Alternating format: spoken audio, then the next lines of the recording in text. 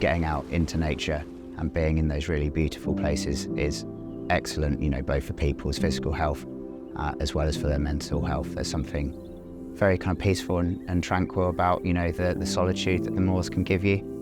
So it's, really important for us as rangers to be out in the landscape. We've got essential tasks such as repairing our infrastructure, be that fences or like visitor infrastructure such as paths and gates.